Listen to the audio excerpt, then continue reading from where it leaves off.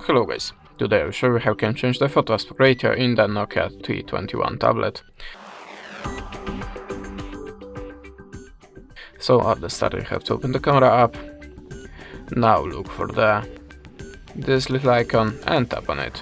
Then choose your desired photo aspect ratio and just take your photos. This is 4:3, this is the square one,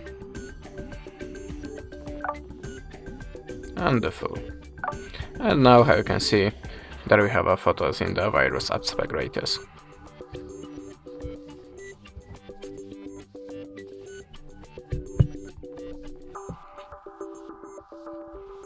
And that's it. Thanks for the watching, leave us a subscribe or a comment, and goodbye.